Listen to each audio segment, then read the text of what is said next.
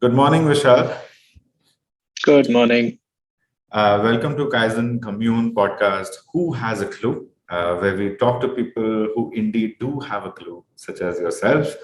And today I have the most interesting topic at hand, and I think I'm going to ruffle a few feathers by the end of this podcast.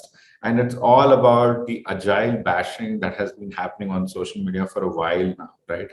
I believe so. When we were having this conversation and I proposed this topic to you, it actually stemmed from one of your posts where you where Yeah, you said you have stopped coaching agile and everyone must do that anyway. Could you please tell our listeners what was that about? And it wasn't very a long time ago, really. yeah, it was, I think, 2020, if I'm not wrong. Yeah. Uh, so the pandemic had just started. We were all at home. I had my reasons for saying that.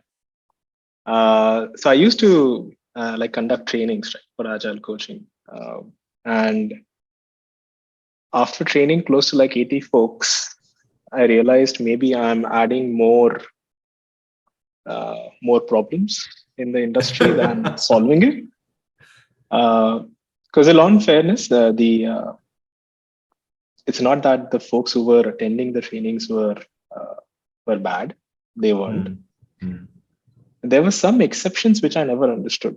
Like for example, one of the trainings that I took, there were like a few people from Deloitte's auditing firms who had no clue about what agile software development is, and yet they were in the class to attend the agile coaching training. And although I have the authority to call it in that way, to ask them to leave if they are not suitable for the class. right. Uh, Given that I didn't have the ownership for that, I still conducted the class. So I don't know what they got out of it, but they did get out a certification. So it felt like maybe it's adding more problems than it's solving it.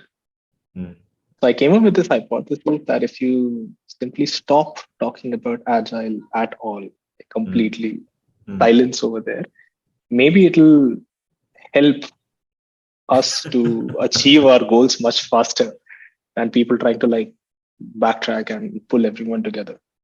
So Correct. this topic actually came like a year before that also. So there was a coaching camp that was conducted Mm, in Bangalore, and you had some great people who attended, who were there. So it was an unconference, and people who attended were the biggies of the agile world. And we had the open house right towards the end of the mm, day.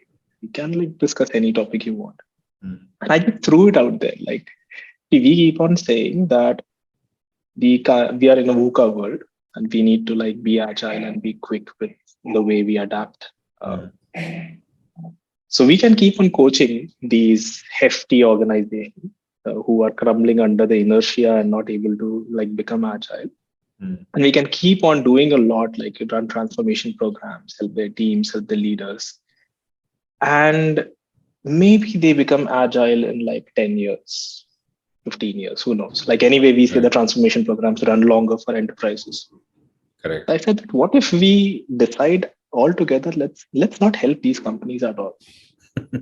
Let them shut down in like 5 years. And then all the other companies will exist like after Is those that 5 years is will be that part agile of by some itself. evil plan or something? I mean it did look like I'm an evil doctor, like the world is going coming to an end. But that was a crazy thought. Like, why are doing so much for organizations which we know is going to crumble under the inertia at one point of time? Mm, And it's not that it's impossible. It's just that the effort to do that is just too much, even for these companies to invest. right. And hence So, the entire aspect of like stop coaching altogether. Let's see what happens. no, so yeah, so what you said also actually kind of resonates with two things, right? I mean, one is of course context, that you can't really help people out of their context. So you can't take them into some Mm, room or some hotel conference room and give them a generic agile framework coaching or give them any kind of a practice, scrum, lean, whatever it may be, and then they go back to their own professional offices and then they start applying those theoretical concepts in practice, and then they start to fail. I think what happened was, because of the whole popularity that Agile caught up on, people kind of thought that was their one dying last chance to see if they can still make it. And then that's how this whole thing started, right? Maybe. I mean, yeah, and it's not just that. So there were people who did this for a living. So I mean, obviously you have built Yeah. products, you know how you've built companies, built teams. So you've been through that. But there are people who have actually made a living out of this, just enabling people to become agile. They have been successful, they have failed. I think statistics says that there are more failures than success, but that's fine, that's fair enough. I think because agile as a framework, when you look at the principles, that is where the focus lies more than how you do things. So this bashing also is pretty much in that context. So if you look at people ranting out on social media when they say that things have not really worked for them, you will see that they make references to a very mixed bag of practices which they have picked and kind of chosen what suits their requirement. And then they have said that no, agile does not work because in my memory, it all started with safe, right? I mean, safe people, I mean, I personally, if you ask my opinion, I do feel that safe is not agile. It is actually made to scale teams, to increase more predictability, so to say, and maybe give them some kind of a comfort or a cushion in that cost impact of your entire project and execution, right? It is, of course, a mixture of the waterfall concepts and agile, and it is some kind of a weird stepmotherly treatment given to this kind of a process framework. So I do understand when people say that safe is not agile. But what is your opinion? So when it comes to so when you went through this whole training and stuff, where do people actually kind of stumble upon understanding what agile actually tries to say or preach? It's not bad to criticize. My only ask is criticize when you know the context and thoroughness of Correct. that concept. I do not know the thoroughness of safe. And for some reason, in these past, like there have been 5 versions of safe so far. And it still hasn't come up in my list of priorities to learn and understand what it is. Okay. Because there are other things that work for me and I'm okay with that. Or the way I help people. So if someone is bashing safe or criticizing safe, let's use criticizing maybe better. I don't mind doing that. It's actually better because it implies critical thinking in some way. As long as we know the concepts deep enough to criticize. Right. Like I cannot criticize a rocket scientist because I don't know how to launch a rocket. Correct. But a rocket scientist can criticize NASA versus ISRO, and that's fine. Yes. That's acceptable. And that's where I think we go overboard with a lot of things that we do. So let not even safe, like let's take Scrum, for example. There's this one thing that gets criticized about Scrum quite a lot, the immutable nature of Scrum. Scrum says immutable. So if you change, then Scrum doesn't want you to change. No, it's not that Scrum doesn't want you to change. All it is saying is that, hey, Scrum is this wholesome concept. Even if you miss one thing, don't call it Scrum. If it works for you, go ahead and use it. No one's stopping you. No one's going to tell you that, hey, you are doing bad Scrum. It doesn't matter. If it works for you, it works for you. Correct. For these reasons, I like XP a bit more because let's say Kent Beck, when he even starts the book, right, XP Explained, contrary to Scrum, what he writes is every team does XP differently. Right. Let's accept the fact. Yes, there are values, principles, and practices which exist. As long as you're not breaking the values and principles, it doesn't matter what your practices are. Go ahead and do whatever you want. And that's where the differentiation lies. Like there's one framework which is not very popular. XP is not something that is very popular with a lot of folks, let's say on social media. Scrum, extremely popular, great with marketing. XP isn't, but XP is much, much better and has much more resources to understand software development. It is kind of hard to practice it, it takes a little time for realizing the value, for you to see the value. And I think it works extremely beautifully once there is cohesion in the team. So if people understand each other, people understand the maturity level that each other works with, because it actually banks a lot on the concepts of collaboration, as in people are involved in almost every task, even if they don't really own it or are accountable for its delivery. If you look at it, the team kind of the ownership in the team is actually very high as compared to anything else. So whereas like in some practices, when you look at Scrum, where they may be involved in the estimation exercise, but and then later to the peer review, and then it's quite possible that the rest of the team has actually not even seen each other's code or work until the demo. XP is a little different in that respect. So there are certain background or rather prerequisites, I would say, for every framework or every pattern to succeed. And that's what it is at the end of the day. That's why, as you rightly said, that if you started by saying that you're doing Scrum, but now you're doing something differently, you don't have to call it Scrum. And then if it does not work, then you come and bash Scrum.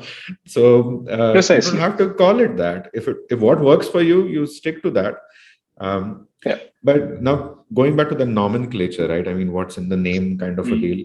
I do feel in this context, name is everything.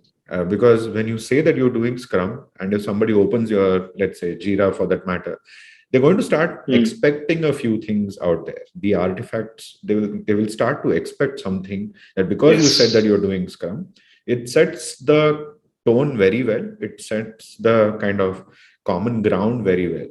But if you say you're doing Scrum and then there are maybe 5 or 10 artifacts missing, it would not be kind of valid or fair to actually even do that. I mean, of course, you can always attribute the success to Scrum if you want, but even that is unfair. I mean, so as enjoy your success and also assume the failures yourself.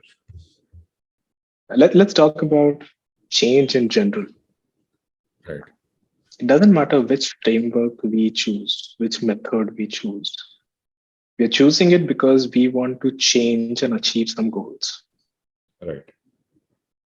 If the method or framework is not well defined as to how you're leading change, then it becomes difficult to pinpoint what needs to change in the method or the process itself so that we can achieve our goals better.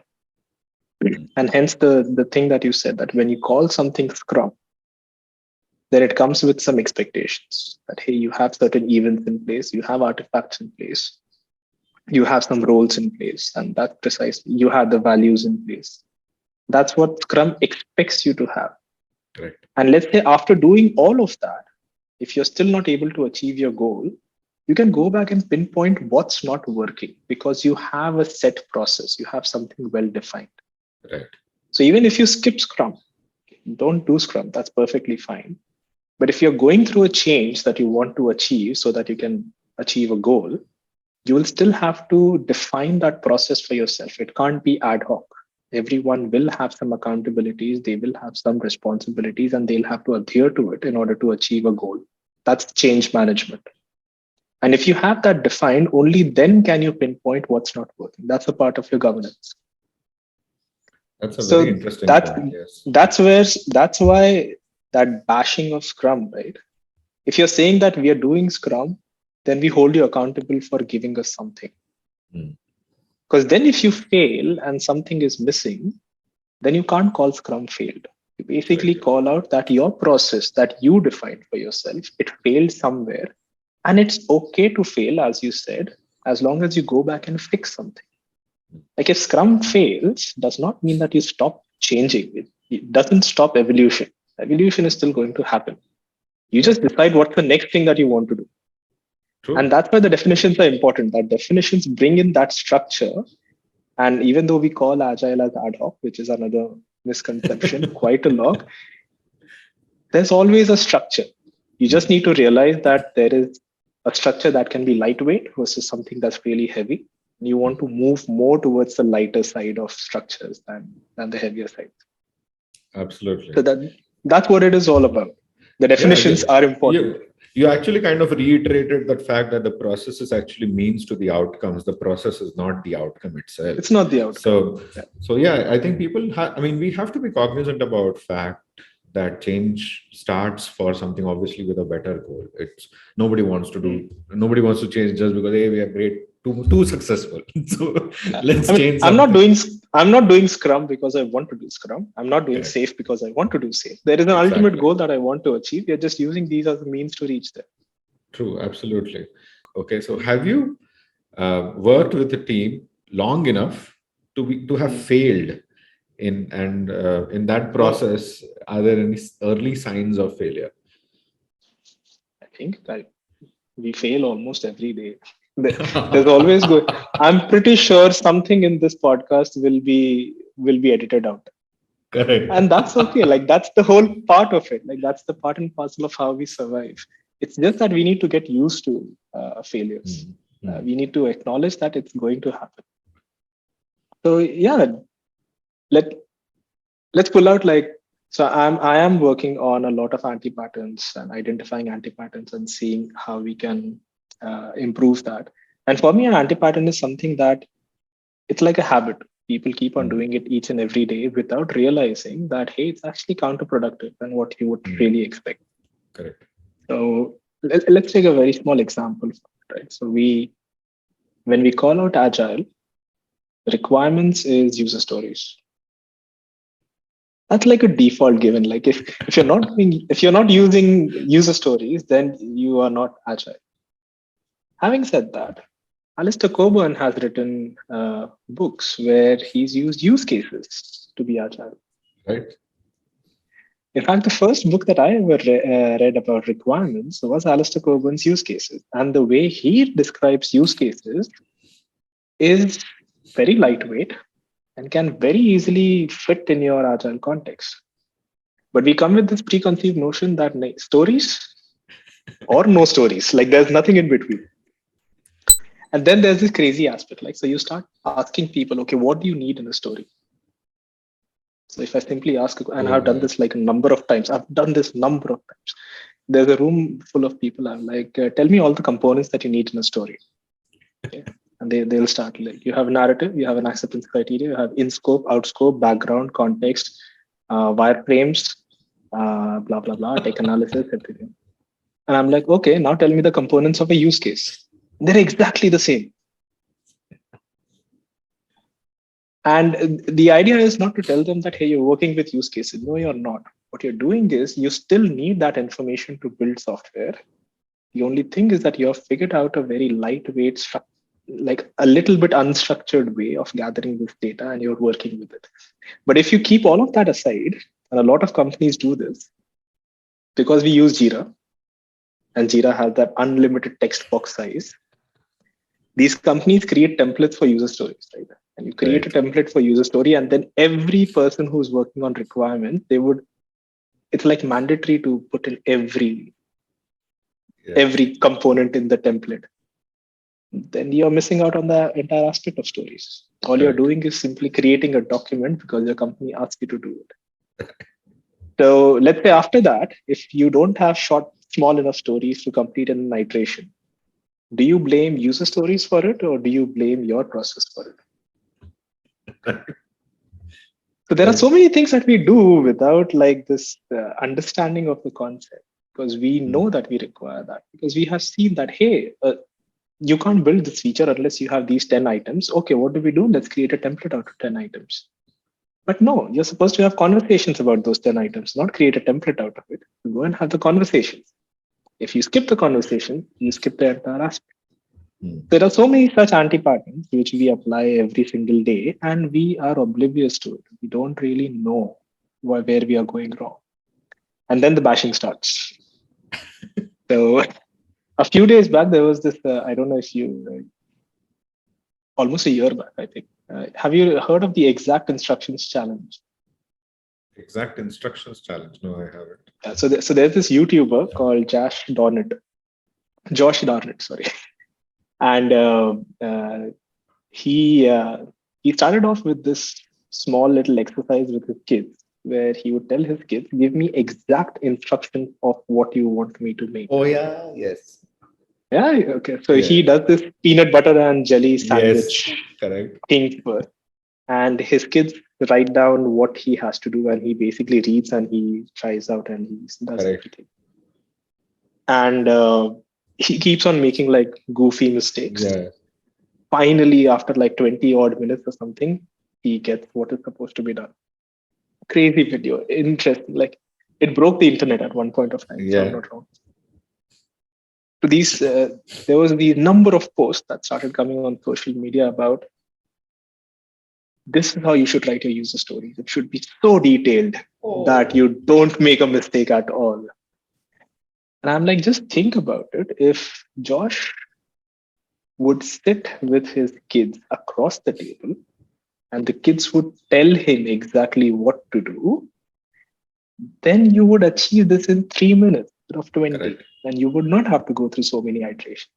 That's the idea of a story, to have the conversation, not that there's someone who's writing stories in silo and then coming and handing it over to a developer and the developer saying, my product owner or business analyst don't write good stories. Not the point. That's not what stories are all about. But then the bashing started. The bashing was like, there are so many people who don't write good stories. Stories should be so detailed. They should be like peanut butter and jelly sandwich. So that's where the entire bashing starts. And that's where the problem starts. Like you're bashing the wrong things. Shall tell me something. So, how do you deal with these common metrics, right? Three common metrics that Mm, I always struggle to set expectations with is how much is it going to mm. cost me?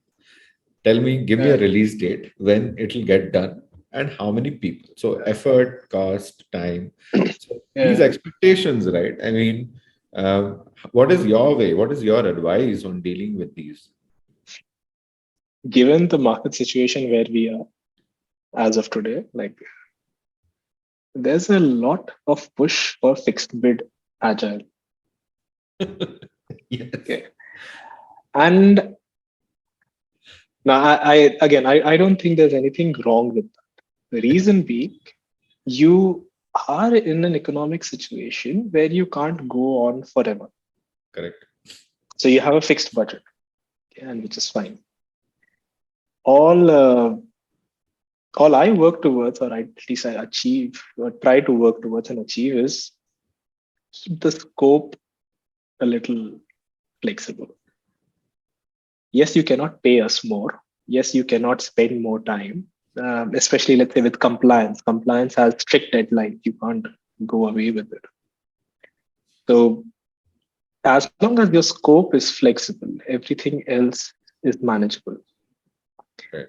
Where I have seen people fail and fail often is that the scope is not flexible, but the quality is flexible. True.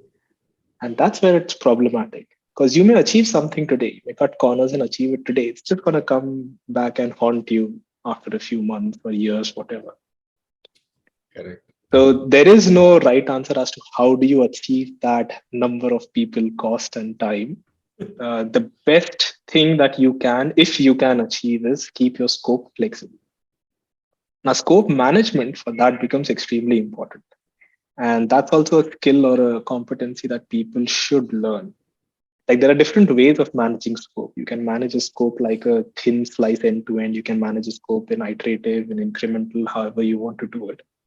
As long as your scope is giving some value and the value that is taking your customer to one step closer to the goal.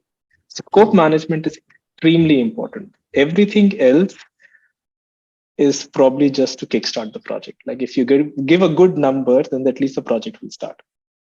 Correct. Uh, that does not mean give like a random number. That's unethical. You still you still have to work towards giving the best possible forecast.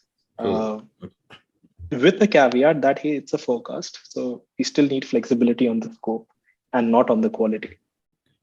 True. And then referring back to Marty Kagan's latest video also, right? I mean, so Mm. he keeps telling people that predictability is overrated, right? I mean, don't spend a lot of time crunching your numbers and trying to find when exactly you will get the right perfect Uh, product for the market and its customers. It's an overkill. Yes, it is overrated. Let's agree on that. It is overrated. Uh, if I was to put my money into something, and if I'm promised to get that uh, on a particular day of the month of the year, I would want that. Right. The same applies to board members. The same applies to people who own your stocks. The same applies to your customers. Like if True. Apple says that the new iPhone comes out on 31st of August, if it does not come out on 31st of August, then people are not going to buy it. Even if it is the most premium phone, the most expensive phone that's around, they Correct. won't buy it. They won't wait for it if you're late. True. And that matters. So even if it is overrated, in order to stay relevant in the business, you need it. So let's not be that precise as to, hey, it has to go out on a particular date. Let's give a range. Okay? A Right. range always helps. And you can always specify why you're providing a particular range. There is some buffer, there is some predictability, there's some wait time for other resources that you may want to in inject in your product. Anything. So it is important. Predictability is important. Correct. For example, there was this one customer with whom I was working long back, and for them, predictability was important because they were building stuff which was life saving. Mm. So they cannot basically call out that they will release something and not release it Mm. because they actually have people waiting for it. Their lives are at stake, Right. and predictability is required for that. You can't get away. True. Consumer products, maybe not. But if someone is waiting for a pacemaker, yes, they need predictability. You can't stay away from it. True. Yeah. So I do see that we come back to context over and over again, right? And I don't believe I'm Yeah. going to do this, but I'm actually going to at this point in time just read the Agile Manifesto again. It is over 20-year old Mm. now. And let's just go through this once, okay? I think for the most part of it, people have stopped even probably reading it, though they kind of re-release certain guidelines, set of guidelines over a couple of years. We are uncovering better ways of developing software by doing it and helping others Mm. do it. Okay, this starts like the Mm. very first statement. So it's very clear that you have to be agile. You can Mm. always preach, but you have to preach by demonstration or at least by examples and stuff. And of course, then you can assist people doing it, become a part of their Yeah. agile teams, work with them, and that would probably give you better results. What is your Mm. assessment of this first statement? Here's my take. Uh, Good principles, they don't die. They stay. Right? We did not. When I say we, like I did not do it, but like whoever created Agile, those 17 people, they did not create Agile as an answer to waterfall. At least that's what I want to presume. It's not like we were trying to find an answer for waterfall. In fact, if I go back in history, like 1970 with Winston Royce's paper, IEEE conference, where waterfall as a term came into existence. Like you read that paper, towards the end of the paper, even he starts saying that it's not worth doing waterfall unless there are these other things that you're doing that reduce your risk. There's one principle, like the last principle in that paper is involve the customer. Yes. This is 1970, okay? Are we saying that till 2001, we did not realize that we want to involve the customer? Like, obviously, we did, right? It's not like we did not. What the manifesto has is a bunch of good practices that really, really improve your software development. And it's being published. And the True. reason why it's been published is because it helps others to realize something without failing a number of times. It's like human evolution. If someone realized that fire keeps you alive at night because wild animals don't come in, they would paint it on the cave walls. And if some other cave person saw it and realized, okay, I will survive the night if I can just light fire outside my cave, then they would do it. that is They are going the to, first principles which you can they are the definitely first live by. principle. And in my case as well, every time a team does something which is deviating from, forget the framework guidelines, but deviates from these first principles, I just have to kind of remind them and that just be conscious of this fact that you have deviated. Because the moment you deviate, know that now this can sway, okay, either way. Yeah. So it's up to you now how to get it back on track. That's why. So I mean, I love the way they're actually so precise and crisp about this. Through this work, we have come to value individuals and interactions over processes and tools. Now, I feel this is the most misunderstood statement. Okay, like the moment you say individuals and interactions over processes and tools, people are like, okay, fine, The let's just do process. whatever we want. I think And each of those sentences have their own misconceptions. Like there's no yeah, documentation because working correct. Yeah, software. the second one, working software Uh, over comprehensive documentation, you can means no change stuff on the documentation. last. You can change stuff on the last day of production. So I think each of these like values, the statements, has their own misconception. I think it's okay. Maybe it brings something new out of it. See, actually, we have come a long way. There are Yeah. so many new things which have come. Like I have been working alongside Tina uh, in ThoughtWorks, who we have been calling out that how diversity, equity, inclusion Mm. helps with business agility. How business agility basically improves if you pay attention to it. At the same time, the Business Agility Institute did a research just a couple of years back where they pointed out which agile practices actually reduce inclusivity. Mm. Stand up, for example. Like we are in the habit of calling out stand ups. We have daily stand ups, and it's a Kanban terminology from many years back. But let's say someone who's disabled can't stand up. So, how do you respect their Wow. inclusion? There has to be some inclusion that happens over there. Scrum did this beautifully. They got rid of the daily standard.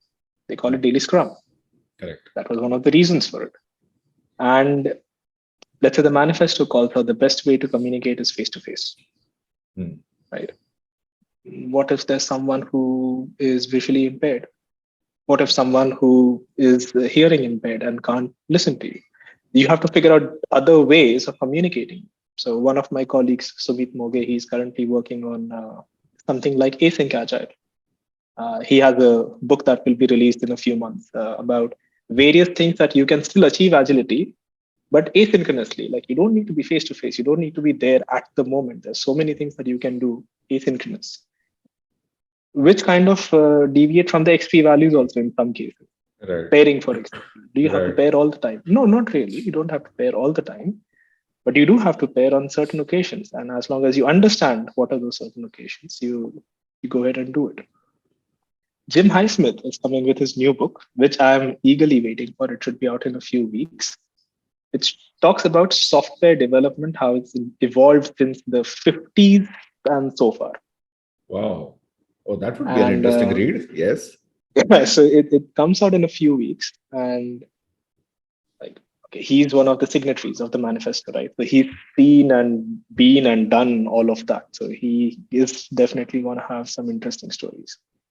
Yeah, we have evolved and we will continue to evolve.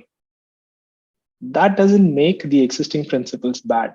The principles will Exactly. still stay as long as they are good. And as you said, the context still applies. If the context still applies, it will survive. Correct. If it doesn't, then give it up. It's fine. We need not be so attached to it.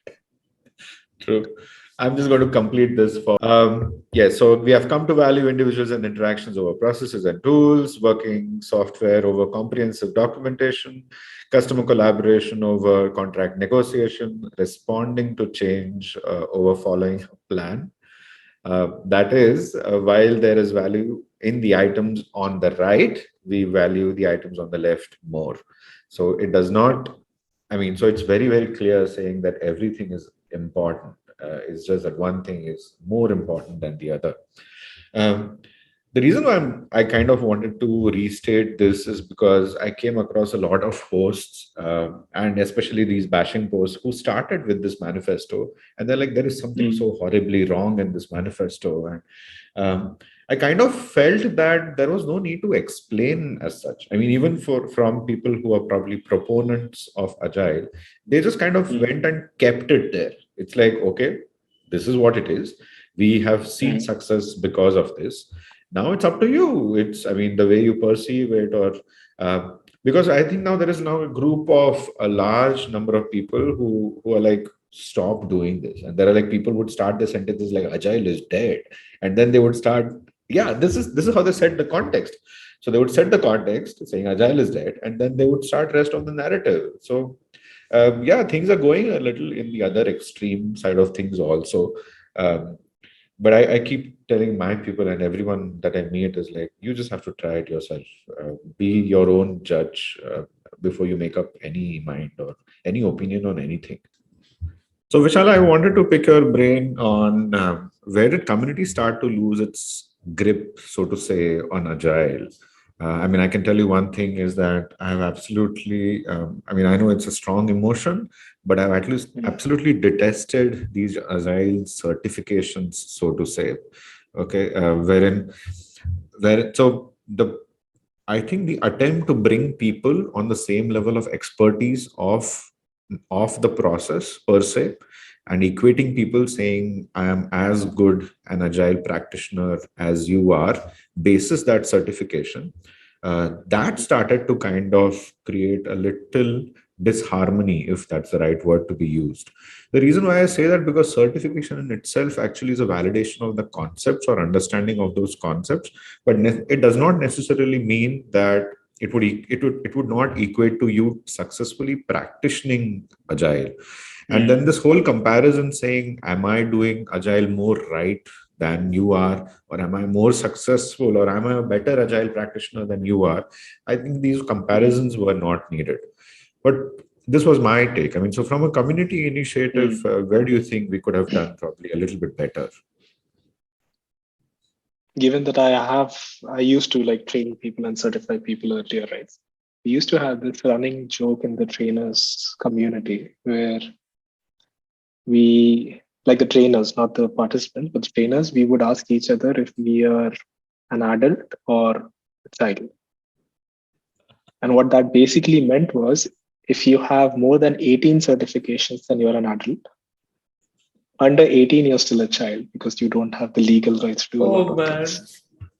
man. And it was a running joke for a very long time. And like, I'm an adult now.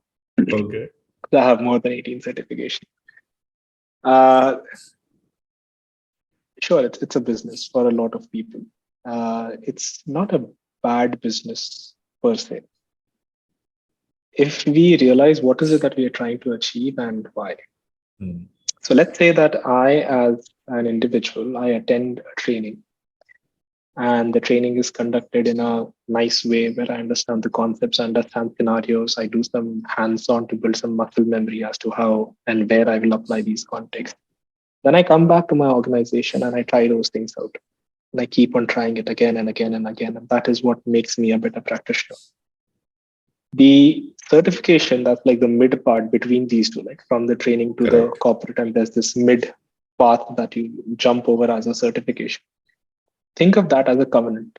You are pledging yourself to do the right things. Okay. That pledge also means that you have to continue learning more and continue reasoning more and applying it in better places. If you don't do that, then that certification is of no use. Correct. So as long as we are utilizing it in the right way, then it works. The place where it has become a little like again counterproductive is, let's say, an organization wouldn't even float your resume for a job if you don't have a particular certification, Correct. and that may not be the best way to gauge someone. Because as I said, like those Deloitte auditors who I got certified as people who attended Agile coaching, if they apply to an organization that mandates that you need a certification in Agile coaching, then their resumes will definitely go through. They wouldn't bring in the expertise that you're looking for, Correct. and that's where we need to be very cautious about how we are utilized. Now that is the certification community, but there is still this community at large which still works towards improving agility without Mm. calling it agility and without even thinking. Just to give you Correct. examples, so many communities that work towards writing better code, right? Clean coding. Correct. So many communities that just work towards how change management should operate, how transformation should operate. So many communities that just talk about what is a good organization, what is leadership, and stuff like that. They don't even call out the concept like the word agile, but they definitely work on the concepts which is needed for agility. Correct. And these kind of communities at large, they do much better job than, let's say, certifying people, because they are actually helping people to improve their competencies, capabilities. Sure, Right. they don't have good marketing, so it doesn't become big at a lot of times. I would say if we are responsible enough, where we are big and we can still take care of these things, nothing better. Sure. But do you think if there is an anti-pattern here, like you would certify Mm, people as Scrum Masters, whereas we may actually want the role of a Scrum Master being, let's say, rotated in the team, and people mm, assume different because the sprint theme itself might be different, which kind of empowers a particular person in the team to assume that role for that sprint or more than that. Do you mm. think there is an anti-pattern here where you place a certified Scrum Master into a particular team and tell him, this is your job, and you all your job is to maintain that there is enough velocity, you're monitoring it, and then of course the angle Mm. of productivity will come into the picture, saying everybody is utilized well enough, etc. What is your take on this?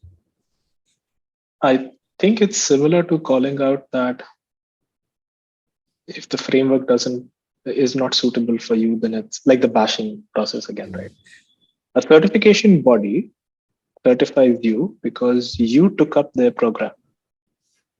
There's no guarantee that that makes you a good citizen. It's your responsibility as like us as individuals to go out there and be good citizens. Now we can improve our practices and keep on applying those principles and keep on improving us. At the same time, help the management understand these things also.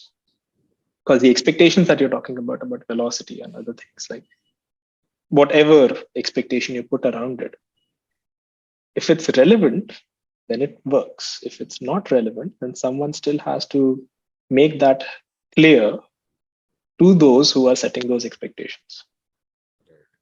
Every organization will be different. They'll have their own context to fix this.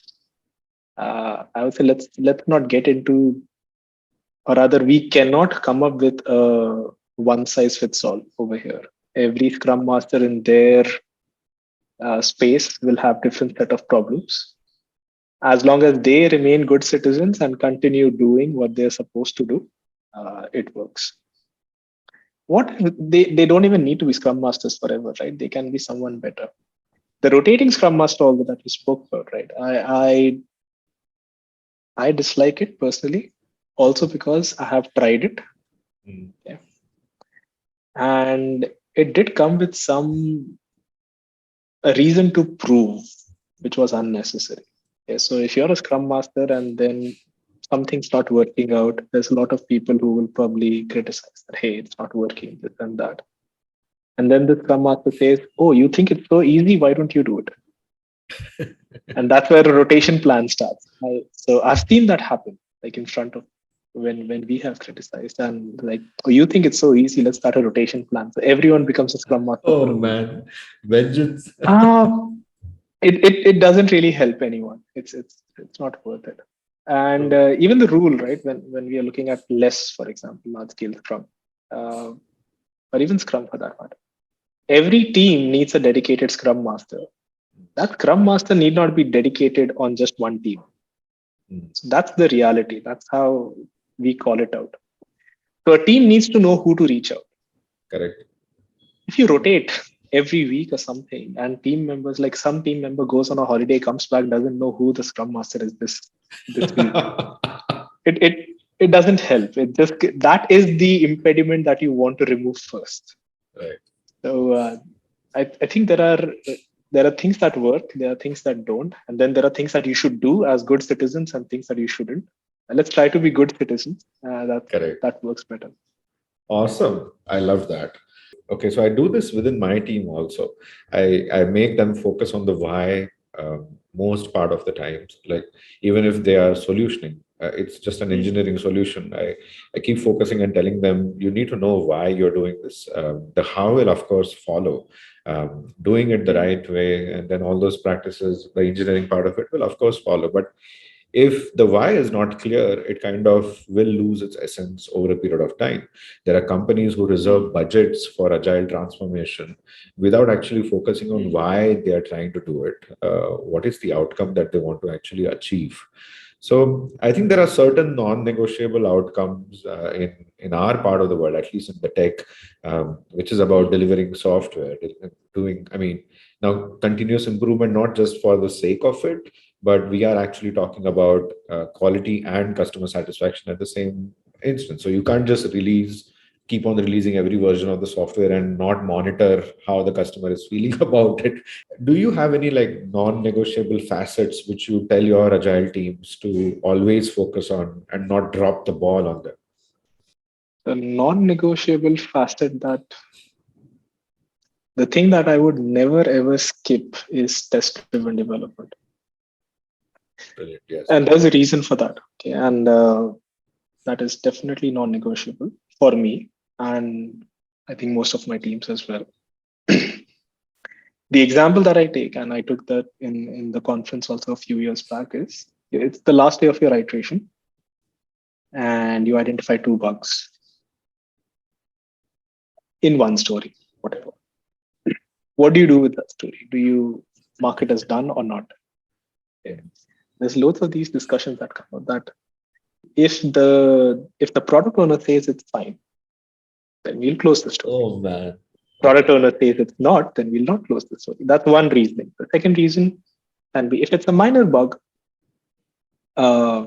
we can go ahead. I think it's a visual bug. It's something on UI. If it's not a minor bug, it's a major bug, then it's a definite no. But here's the thing.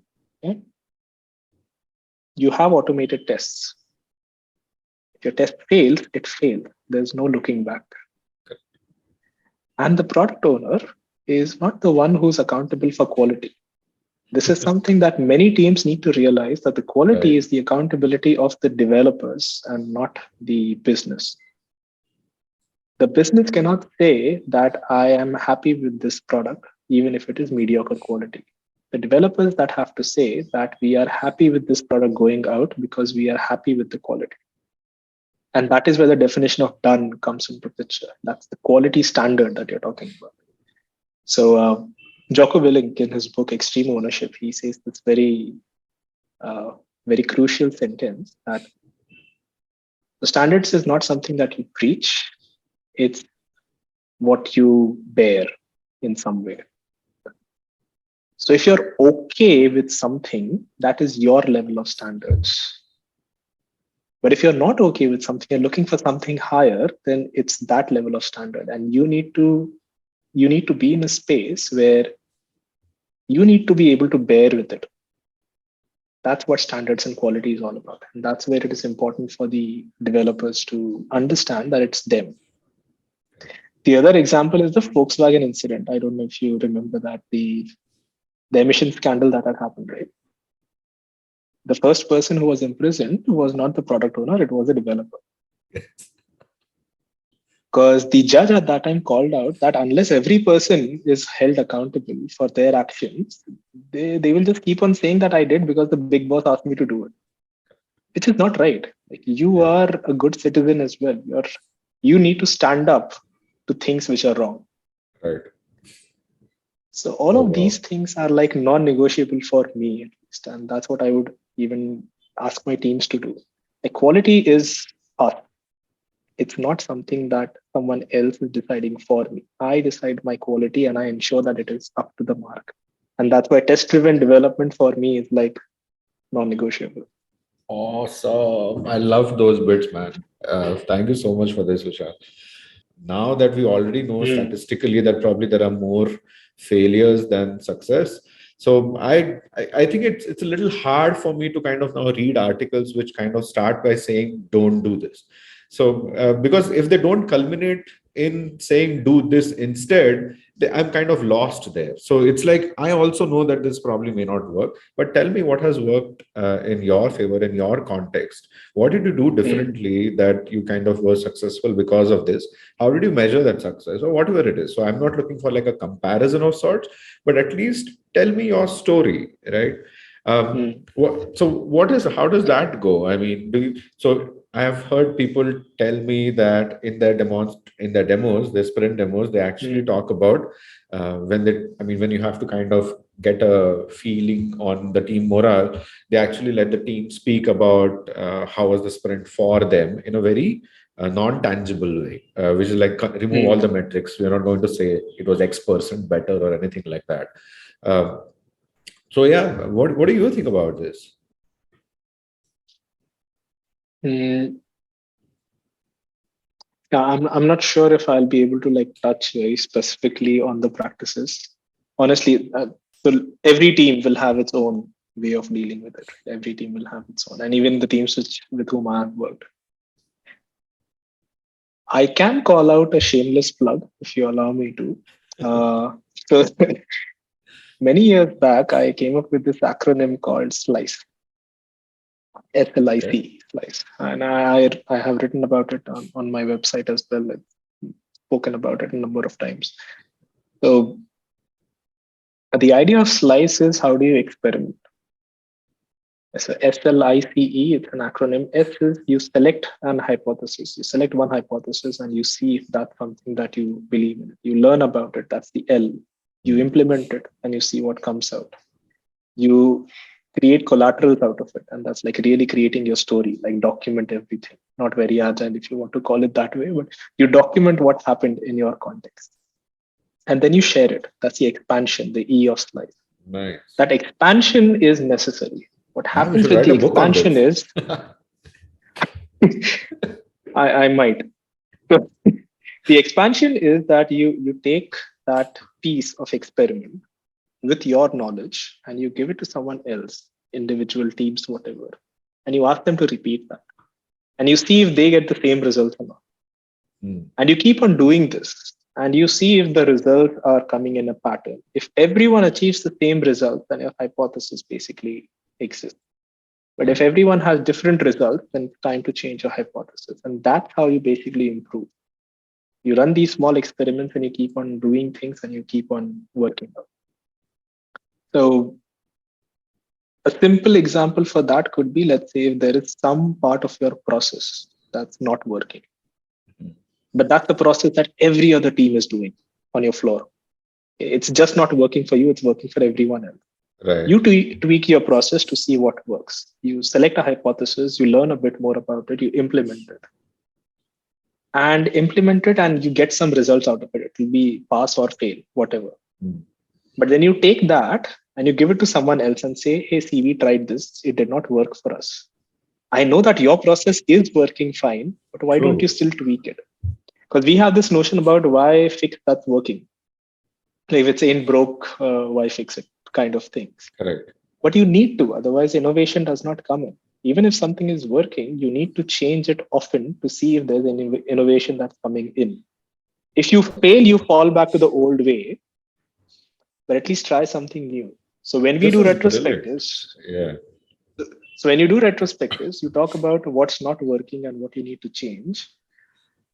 It's worth calling out at least one thing that you want to change, which is working. Oh, because it's fine. Yes. It's perfectly fine to change something that's working just to see if you have something better that might happen. True.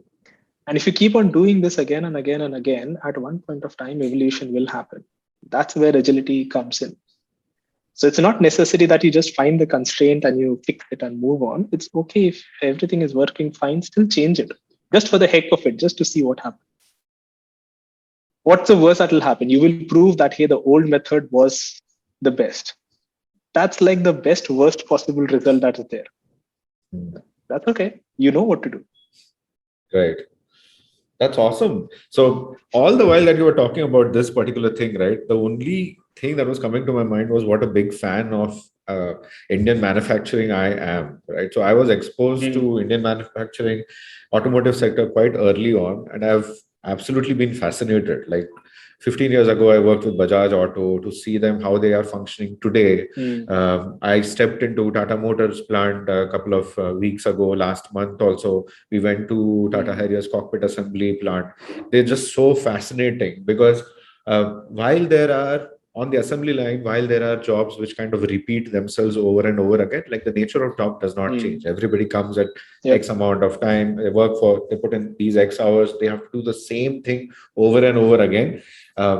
Which Mm, kind, which, and at the same time, they are not the slave to their habit. They can identify exceptions or anomalies in that repeated task uh, mm, with equal finesse. Because so people don't realize that it's not easy because people think that this is a menial job just to do the same thing over mhm. and over again. But what they don't realize that psychology will actually give you a large blind spot because you will actually kind of start pushing things ahead because Mm, you're just doing that over and over again. But people don't realize how tough it is to work on an assembly line because you have to catch those anomalies and they cannot go through. yeah. And just the way how so lean manufacturing and the principles of lean Mm, manufacturing, if they're applied to software, we can actually do wonders. And there have been certain case studies and use cases around that as well. But yeah, I mean, so yeah, all the time mm, when you're talking about innovation, so there is part of new product development, which is a different team in manufacturing, where they still have to work with existing assembly line because they cannot radically build something new just to please the market or probably do more sales, because they have to look yeah. inwards equally also, because bringing about that change is also going to be a large cost, right? Yeah, So, absolutely. oh, brilliant. Thank And you so much frankly, for like this. Bajaj and Tata have been so amazing with automotive. Yeah. Like starting with Bajaj, when the evolution from Pulsar till KTM, till Husky, till Yeah, yeah. Dominar, it's just been amazing to see how it has come along. True. We are like India is the largest manufacturer of two wheelers. It's just amazing to see how we have evolved over years. Correct. The same applies for Tata, like with the Jaguar platform and Nexon and Harrier and other things. They have achieved immense results. And Absolutely. that's just going to push us to do better things. And that's precisely what like business agility is all about. You just keep on pushing yourself to be better True. and better. True. I mean, it's so weird. Like, I mean, it just fills me up with a lot of pride, though I have nothing to do with that business. I mean, neither am I contributing. I'm probably not even No, driving that car, to be very honest. I But yeah, it just feels so good just to talk about Indian manufacturing I of have a buy-in automotive because stuff. I will go on like off-roading and everything on the KTM. So KTM is amazing and it's made in Pune. It's like Yeah, in the yeah, city. completely. Yes. Amazing bike. True. So yeah, Vishal, we are at the tapering end of our conversation, and I kind of wanted to Mhm. leave this podcast and wanted the listeners to kind of know what the road ahead looks like. As in, what are they to Yeah. do, especially people starting off early in Agile, and now they're just getting Mm. bombarded with such mixed sentiments. Uh, so, what do you think? Yeah. What would you tell them? Your piece of advice, maybe. I would say go to the right source to get your information. Okay. And what do you mean by the right source is if you don't feel that I'm the right source, don't come to me. The right source is basically something that has credibility. So if Alistair Coburn talks about the heart of agility, which is the thing that he came up with recently, it's a good credible source to go to because he's also the signatory of the manifest. If Joshua Kuriski talks about modern agile and joy of agility, it's a good credible source because that's what he invented. Right. So going to the source, the credible source is always the best. That's the first thing. The second is that you need to try it out for yourself. Right. Try it out for yourself. And if you fail, just acknowledge that you failed. That does not mean that the thing that you were trying is a failure altogether. True. That's where the bashing and everything starts. And yeah, like safe bashing or scrum bashing, whatever you want to call it, try it for yourself. If it doesn't work for you, it doesn't work for you. That does not mean it's like a good joke, right? If someone tells a joke and you find the joke offensive, that doesn't make the joke offensive. You found it offensive. Someone else might enjoy it. Right. That's the same with everything in at work, like whether it's agility or something else. Try it for yourself. If it does not work for you, it does not work for you. Correct. And call that out. It can't be a universal statement that it does not work for anyone. Correct. Unless you have proven it does not work for anyone, which rarely True. ever happens. True. So let's be wary about that. I think that's good enough. Awesome, awesome. So yeah, I mean, I keep telling my people also, and I know they'll kill me for this, but I keep telling them that retrospective starts with an introspection, right? So you have to first, you have to first look at what went with you in this whole journey of maybe 2 weeks or more than that, and then figure out what you Mm. can do better, right?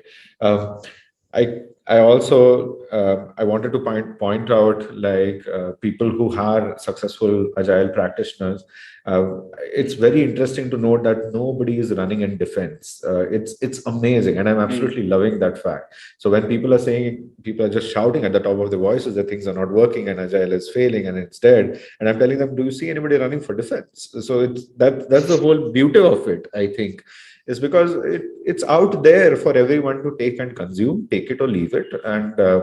do it the way it works for you.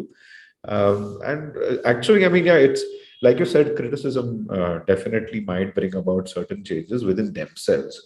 If not the external part of the world, they would at least realize that Yeah. maybe they have a recipe which they know that is not going to work for them, and that's why they'll probably work on something which will work for On them. something.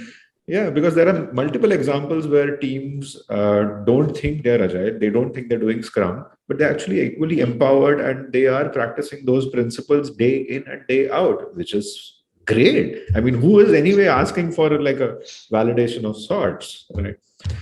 Vishal, thank you so much for doing this for us. Any parting You're notes? And most then we can welcome. wrap up. Thank you for having me, and I'm just looking forward to more of these topics. It's just fascinating for me also to learn from others. So thank you for doing this.